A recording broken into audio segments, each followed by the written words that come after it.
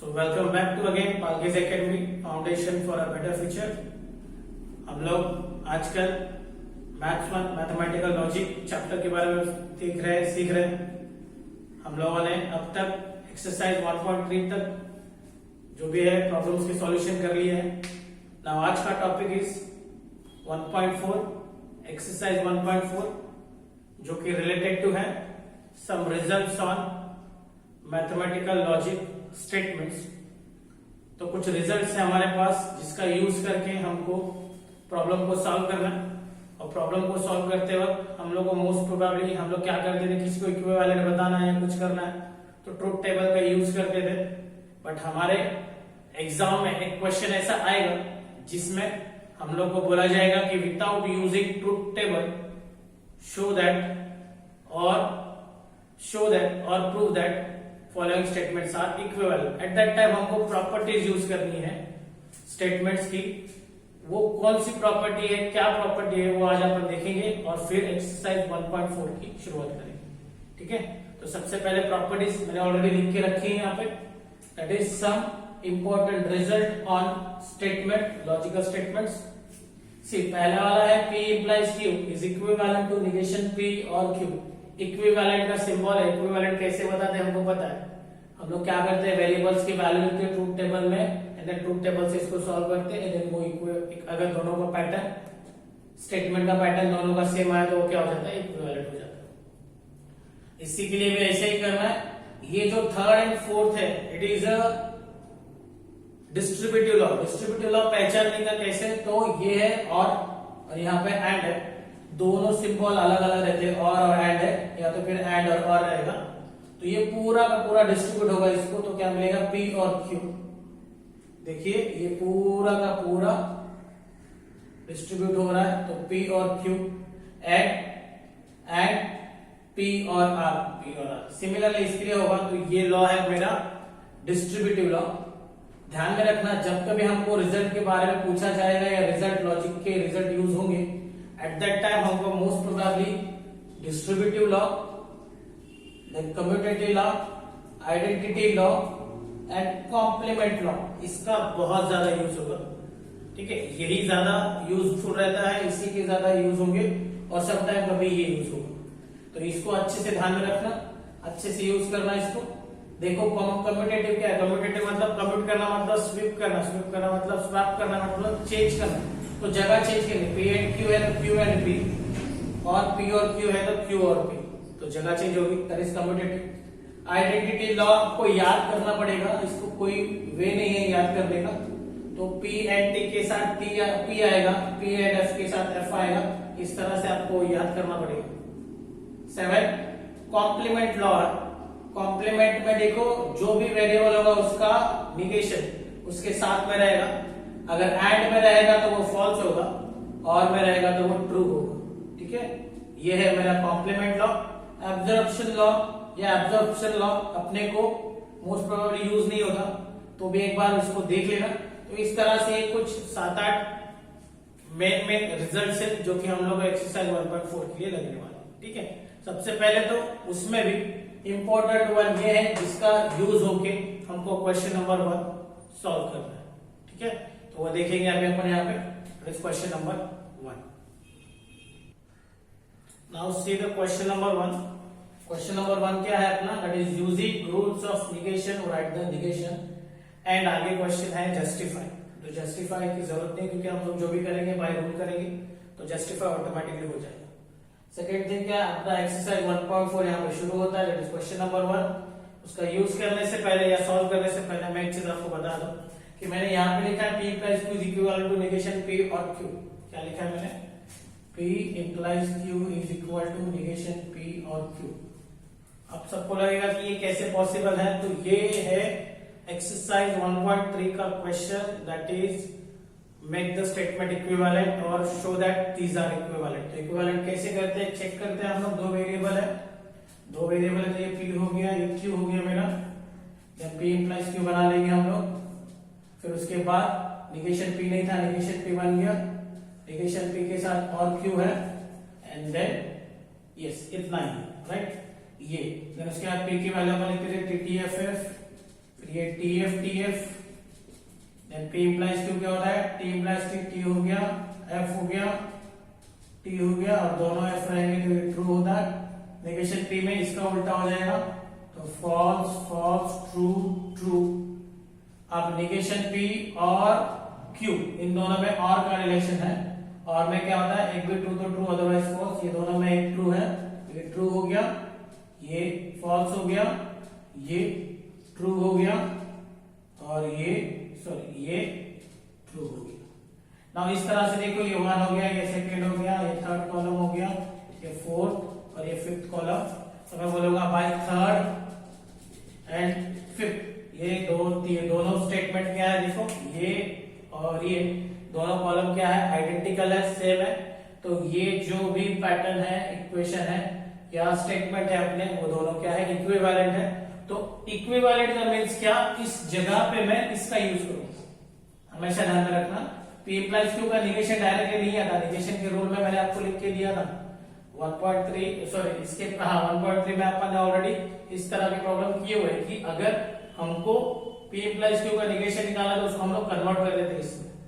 तो ये ध्यान में रखना, कन्वर्ट करने के बाद ये चीज आती है, उसके बाद फिर हम लोग क्या करेंगे, रूल्स ऑफ निगेशन यूज करेंगे। तो हमारे लिए अभी एक फॉर्मूला जैसे बन गया कि P implies Q का फॉर्मूला कैसे बनाओगे आप, पहले का निगेशन और सेकेंड में, फर्स्ट निगेशन और सेकेंड, इस तरह का फॉर्मूला बन गया किसका, P implies Q का। तो जहां पे भी इंप्लीकेशन आएगा उसको हम लोग इस तरह से कन्वर्ट करेंगे। तो वो कोई भी चीज रहने दो, चाहे वो निगेशन में रहने दो या विदाउट निगेशन रहने दो, हम यही फॉर्मूला P implies Q के लिए इस्तेमाल करेंगे ना। अब उसके लिए देखो क्या है, ये अगर मिलने के बाद हम लोग क्या करेंगे, अभी प्रॉब्लम सॉल्व करेंगे, 1 बाय 1 एक एक प्रॉब्लम सॉल्व करते हैं। तो सी पहला प्रॉब्लम क्या है, निगेशन Q implies P। मुझे इसका निगेशन बनाना है, इसका निगेशन बनाना है मतलब क्या करना है, मुझे थ्रू आउट मुझे निगेशन का साइन लगाना है, ठीक है, थ्रू आउट मुझे निगेशन का साइन लगाना है। लेकिन मुझे बताओ, मैंने अभी बताया P implies Q का डायरेक्ट निगेशन होता है क्या, नहीं। तो निगेशन Q implies P का डायरेक्ट निगेशन होगा क्या, नहीं। तो इसको मुझे क्या करना पड़ेगा, कन्वर्ट करना पड़ेगा मतलब क्या, इस तरह से इक्विवेलेंट बनाना पड़ेगा। तो कैसे बनाऊंगा, पहले का क्या करूंगा, मैं निगेशन लूंगा। तो यहां पे मेरा पहला क्या है, निगेशन Q है, निगेशन Q का मैं क्या लूंगा, निगेशन लूंगा और लिखूंगा सेकेंड वन लिखूंगा, सेकेंड वन क्या है, P। मुझे एक्चुअली में इसका निगेशन समझ में क्या किया मैंने, इसको ये वाले फॉर्मूले में कन्वर्ट कर दिया। तो पहला क्या था, निगेशन, तो उसका निगेशन का निगेशन ले लिया, फर्स्ट का निगेशन करना ना, तो फर्स्ट ये है, उसका निगेशन करना है और सेकंड वन लिखना। अब इसका मैं क्या करूंगा, निगेशन, क्योंकि उसका डिमांड क्या, क्वेश्चन का राइट द निगेशन करना। अब निगेशन करेंगे तो देखो क्या होगा, ऑलरेडी ये निगेशन था तो ये कैंसिल होगा, फिर से एक निगेशन लग रहा है, तो ये क्या बनेगा, निगेशन P। और का निगेशन क्या होता है, एंड। P का निगेशन क्या बन जाएगा, सॉरी इधर आएगा Q, सॉरी कैंसिल होकर Q आएगा, negation Q and negation P। तो ये मेरा इसका आंसर है, ठीक है, ये मेरा इसका आंसर है। और सुनो, अगर इसी को तुमको अलग से चेंज करके लिखना है तो मैं डी मॉर्गन लॉ का भी यूज कर सकता हूँ। डी मॉर्गन लॉ में क्या होता है, जब भी हम लोग निगेशन बाहर निकालेंगे तो पूरा साइन चेंज हो जाएगा। तो ये निगेशन अगर बाहर निकला तो ये Q का Q रहेगा, एंड का क्या हो जाएगा, और हो जाएगा, और ये P का P। आप इस तरह से भी कर सकते हो, कोई प्रॉब्लम नहीं। यहाँ पे भी रखेंगे तो भी चलेगा, यहाँ पे भी करोगे तो भी चलेगा। तो ये है मेरा पहला question. Now second question, P और निगेशन Q। P और निगेशन Q का क्या करना है, मुझे निगेशन बनाना। तो एक काम करते हैं, यहाँ पे निगेशन बना देते हैं, निगेशन P और निगेशन Q। निगेशन में क्या होता है, जिसको निगेशन नहीं है उसको लग जाता है, निगेशन पे लग गया और का एंड हो गया, 2 बार निगेशन हो जाएगा। यहाँ पे हमको पता है निगेशन कैंसिल हो जाता है, तो ये हो गया निगेशन P एंड Q। ये है इसका आंसर। चलो तीसरा भी देख लेते हैं, यहाँ पे P और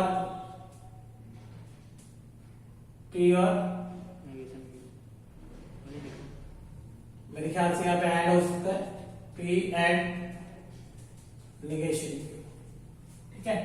अब आगे इसका देखो, इसको निगेशन करना है तो ये P हो गया, एंड हो गया निगेशन Q, यहाँ पे निगेशन P, एंड का क्या हो जाएगा और निगेशन निगेशन कैंसिल हो जाएगा, निगेशन P और Q। तो इस तरह से ये भी आ गया डन। अभी अपने को क्या चाहिए, P और निगेशन Q एंड R, ठीक है। उसके लिए एक काम करते हैं, सो फोर्थ वन के लिए क्या करते हैं, P और निगेशन Q एंड R है, इसके लिए निगेशन के लिए निगेशन का साइन लगाते हैं पहले, सिर्फ निगेशन, निगेशन करने के बाद ये हो गया मेरा P, निगेशन अप्लाई करने के लिए क्या हो जाएगा, निगेशन अप्लाई हो गया, निगेशन P और निगेशन Q, पूरे ब्रैकेट को निगेशन लग गया, एंड की जगह पे और आ गया, निगेशन R हो गया इक्वल टू निगेशन P। अभी इस ब्रैकेट को मुझे निगेशन देना है तो निगेशन P और का निगेशन क्या होता है, निगेशन निगेशन आ जाएगा दो बार और negation R, negation negation get cancel, negation P and Q और निगेशन R। तो ये मेरा इसका आंसर है फोर्थ का। अब फिफ्थ पे आते हैं, P implies P और निगेशन Q। अब देखिए इम्प्लीकेशन वाला आ गया, इम्प्लीकेशन जैसे आ गया तो P implies Q क्या होता है, निगेशन P और Q, मतलब मुझे फर्स्ट का निगेशन करना है और फिर सेकंड वाला लिखना है। तो पहले मैं इसको इक्वल कर लेता हूं, इक्विवेलेंट टू क्या है, फर्स्ट का निगेशन, निगेशन ऑफ P और सेकंड वाला तो P और निगेशन Q। अब इसका टोटल इसका मुझे निगेशन करना है, तो ये पूरे ब्रैकेट का निगेशन आएगा। तो ये हो गया मेरा निगेशन निगेशन P और का एड हो गया, निगेशन लग गया यहाँ पे P और negation Q, negation negation get cancel, P and negation P, negation apply करा दोनों को और की जगह पे एड आ जाएगा, निगेशन निगेशन दो बार कैंसिल, ये हो गया मेरा P and negation P and Q। और देखिए अभी यहाँ पे P and negation P by rule क्या होता है, P एंड निगेशन P होता है फॉल्स, इसके जगह पे आ गया फॉल्स एंड Q, ठीक है। फॉल्स एंड Q कहा गया यहाँ पे बाय कॉम्प्लीमेंट लॉ। उसके बाद आएगा F and Q, that is identity law, by identity law इसका आंसर आ जाएगा मेरा, that is F by identity. In case अगर लॉज याद नहीं है तो सिर्फ इतना ही करना, ये भी आंसर आपका राइट है, ठीक है डन। नाउ क्वेश्चन नंबर 6 देखते हैं, दैट इज निगेशन ब्रैकेट में P एंड Q और P और निगेशन Q। इसका मुझे क्या करना है, निगेशन बनाना। तो एक काम करते हैं, इसको ब्रैकेट निगेशन का बनाने के लिए पहले पूरा क्वेश्चन लिख लेते हैं, फिर उसको पूरे ब्रैकेट को निगेशन का साइन दे देते हैं। निगेशन निगेशन दो बार निगेशन हो गया, P एंड Q पूरा ब्रैकेट और की जगह पे एंड आ गया, निगेशन इस ब्रैकेट को लग गया, दैट इज P और negation Q। Negation negation get cancel, आया मेरा P एंड Q, ये एंड निगेशन P और की जगह पे एंड आ गया, दो बार निगेशन कैंसिल, आया मेरा P and Q and negation P and Q। अब देखिए थोड़ा सा मैथ्स का यूज करते हैं, यहाँ पे मैथ्स का यूज करते हैं, मतलब देखिए यहाँ पे और यहाँ पे दोनों जगह पे एंड Q है। अगर इसको मैंने कॉमन ले लिया तो क्या बचेगा, यहाँ पे देखो मेरे पास P है, यहाँ पे एंड है, यहाँ पे निगेशन P है और यहाँ पे एंड Q बचेगा, ठीक है। तो this is P and negation P and Q बचा। ये जो भी किया मैंने, ये किया है मैंने बाय डिस्ट्रीब्यूटिव लॉ,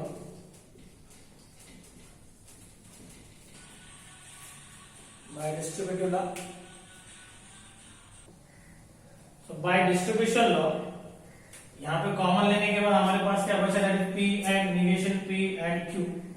इधर इतना ही रखो तो भी चलेगा, नहीं तो फिर लॉज याद होंगे तो लॉज लगा। तो यहाँ पे देखो लॉज लिखा हुआ है P and negation Q, P and negation Q, sorry P and negation P क्या होता है, फॉल्स। तो ये बन गया मेरा फॉल्स एंड क्यू। अब देखिए फॉल्स एंड क्यू में क्या होता है, फॉल्स एंड क्यू में फॉल्स एंड पी है, उसकी जगह पे आंसर क्या है, फॉल्स। फॉल्स एंड क्यू में क्या आएगा, आंसर आएगा फॉल्स। तो ये आ गया मेरा बाय आइडेंटिटी लॉस, ये बाय कॉम्प्लीमेंट। ये सिंप्लीफाइड वर्जन हो गया। अगर आपको नहीं जम रहा है, नहीं लॉज आ रहे तो नो प्रॉब्लम, एटलीस्ट जितना निगेशन का रूल है उतना निगेशन करके तो रखो ताकि ये आपको फाइनल आंसर आ जाए बस। ठीक है, समझा। नाउ क्वेश्चन नंबर 7 देखिए, P और negation Q bracket complete implies P and negation Q। तो अगर मान लो इसको मैंने बड़ा सा A कंसीडर कर लिया, इसको B, A इंप्लाइज B है, A इंप्लाइज B को इक्विवेलेंटली कन्वर्ट कैसे करते हैं, फर्स्ट का निगेशन और सेकंड। तो फर्स्ट का निगेशन मतलब A का मुझे निगेशन लेना पड़ेगा और फिर और लिख के B लिखना पड़ेगा। ये इसका इक्विवेलेंट है। इक्विवेलेंट मतलब ये इसके बराबर है। तो उसके अकॉर्डिंग टू अगर मैंने चेंज किया तो क्या मिलेगा मुझे, मुझे मिलेगा फर्स्ट का निगेशन मतलब पहले ब्रैकेट का निगेशन एंड फिर और में सेकंड ब्रैकेट। ठीक है, ये है मेरा इक्विवेलेंट। ये स्टेटमेंट इसके बराबर है। ये अगर बराबर हो गया तो इसका मुझे क्या करना है, अपने को क्वेश्चन में क्या बोला है, using rules of negation right the negation, इसका निगेशन करना है। तो इसको निगेशन में एक बड़ा सा निगेशन का साइन दे दें और ये सब ब्रैकेट में डाल दें।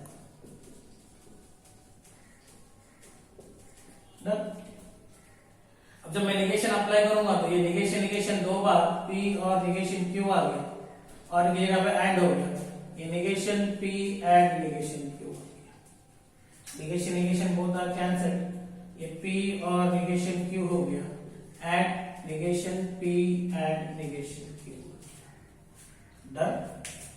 अगर कुछ सिंप्लीफाइड करना है तो करो, नहीं तो इतना ही रखो, no problem. Again rules of laws आने चाहिए, लॉज आएंगे तो बाकी का काम आ जाएगा। तो इतना भी करेंगे तो भी अपने को चलेगा। ठीक है, तो यहाँ पे अपना क्वेश्चन नंबर 1 कंप्लीट होता है। ठीक है, now see the question number 2 that rewrite the following statement without using if then। ये वाला क्वेश्चन नया क्वेश्चन है, लास्ट वाले प्रीवियस ईयर में जो चैप्टर था अपने को मैथमेटिकल लॉजिक, उसमें कुछ चेंजेस है। तो ये एक चेंजेस है मेरे ख्याल से कि उन्होंने क्वेश्चन ही चेंज या क्वेश्चन ही एक अलग क्वेश्चन उन्होंने दे दिया अपने को कि rewrite the following statement without using if then. Concept था उसका लेकिन क्वेश्चन नहीं था अपने को सॉल्यूशन के लिए। इस नए सिलेबस में ये क्वेश्चन दिया अपने को, if a man is judged then he is honest, if a man is judged then he is honest। और दूसरा if f of 2 equal to 0 then f of x is divisible by x minus 2। Okay, ये दो statement दिए हैं, उनको हमको कैसे लिखना है, तो रीराइट मतलब फिर से लिखना without if then. Without if then मतलब इफ देन का वहां पे यूज नहीं होना चाहिए, सिंपल। ये मेरा क्वेश्चन है ना। इफ देन किस स्टेटमेंट के लिए यूज होता है, तो इम्प्लीकेशन के लिए यूज होता है। तो ये मेरा P है और ये मेरा Q है यहाँ पे। सिमिलरली यहाँ पे मेरा ये P है और ये मेरा Q है।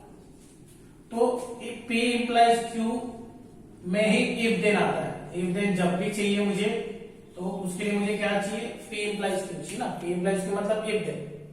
तो P इंप्लाइज Q में इफ देन नहीं होना चाहिए, इफ देन हटाना है। और इफ देन हटाना है लेकिन स्टेटमेंट का जो मीनिंग है वो सेम होना चाहिए। तो इसके लिए हमको पता है कि ये P इंप्लाइज Q स्टेटमेंट किसके बराबर होता है, it is equivalent to negation P और Q। ये मैंने आपको पहले ही आज के लेक्चर की शुरुआत में ही बता दिया था कि ये इक्विवेलेंट होता है। इसी का इस्तेमाल करना है, इसी का यूज करना है और P इंप्लाइज Q का इफ देन हटा के उसको इसमें कन्वर्ट करना है, बस यही करना है। तो क्या करना है, निगेशन P, पहले स्टेटमेंट को मुझे निगेशन देना है। तो मेरा पहला आंसर, पहले स्टेटमेंट को मुझे क्या करना है, निगेशन देना। अ मैन इज अ जज, तो वहां पे लिखेंगे अपन a man is not a जज देन की जगह पे अभी क्या होने वाला मेरा और क्यू, क्यू क्या, ही इज ऑनेस्ट। समझ में आया? एकदम इजी। इसका यूज करना है, पहले का निगेशन, दूसरे का और। अब ये तीसरा क्वेश्चन है, दूसरा क्वेश्चन मैंने सॉल्व नहीं किया, वो आपको होमवर्क दे दिया, इजी कर ले।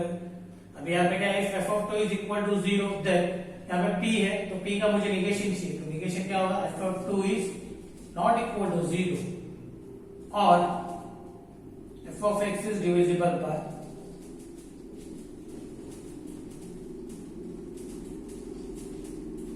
x minus 2। तो यहाँ पे आपका क्वेश्चन नंबर 2 खत्म हो गया, एकदम easy. Now question number 3, without using truth table show that इस तरह के प्रॉब्लम को सॉल्व करने के लिए हमें इन प्रॉपर्टीज का यूज करना पड़ता है। तो ये प्रॉपर्टी अच्छे से ध्यान में रखना, 4-5 प्रॉपर्टी मेन है, दैट इज ये दोनों, उसके बाद ये है अपना distributive law, commutative law, identity law, then complement, इनके ऊपर ही अपने को यूज करना है, ठीक है। अब देखिए यहाँ पे this is equivalent to P लाना है, तो मैं एलएचएस ले लेता हूं, पी और Q एंड P और निगेशन Q, राइट। अब देखिए यहाँ पे P और यहाँ पे P और सेम सेम है।